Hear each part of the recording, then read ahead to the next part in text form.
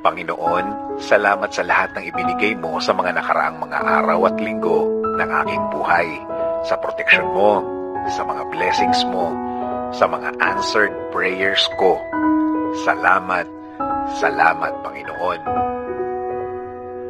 Alam po namin na kapakanan po namin ang una sa inyo bilang bahagi ng pagmamahal niyo sa amin, Lord. Salamat sa lagi kayong andyan, salamat sa lagi niyong pag-alalay sa amin, lalo na sa mga tulong ninyo sa mga problema namin, Panginoon.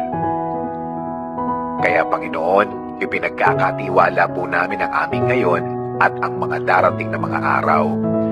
Dahil alam namin, Lord, na kapag sa inyo nagtiwala, walang magiging problema kaming nakikita na darating. Kayo na po ang bahalang magprotekta sa amin. Iiwas niyo po kami, Panginoon, sa mga problemadong sitwasyon at mga problemadong mga tao, Lord. Kasi, Panginoon, kung kami lang po ang gagawa nito, hindi po namin ito kakayanin. Hindi po namin alam kung anong magiging sitwasyon namin kapag napunta na naman kami sa isang problemang hindi na naman namin alam kung saan pupunta. At alam din namin, Panginoon, na itong mga bagay na ito ay nagawa niyo na po sa aming mga buhay. Kaya naniniwala po kami na magagawa niyo ito ulit at diretsyo niyo na kaming puprotektahan. Panginoon, kasama na po ng aming pamilya. Even though we're not together always, every minute, every hour of the day, we know, Lord, that you will also protect them, God. Panginoon, alam po namin na maganda po ang plano ninyo sa aming mga buhay. Alam po namin na kapag kayo ang nag-provide at tinupad nyo ang inyong plano sa buhay namin, alam namin, Lord, na ang lahat ay maayos dahil walang problema ang lilitaw dito.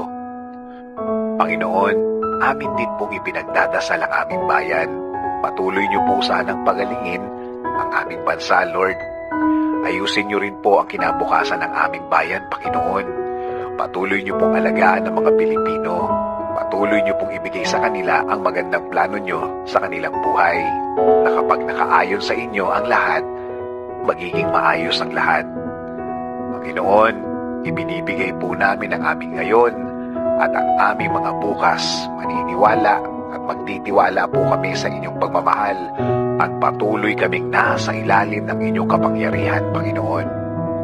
Kaya patuloy po ang aming paanyaya na pasukin niyo, Lord, ang aming mga buhay. In Jesus' name we pray. Amen.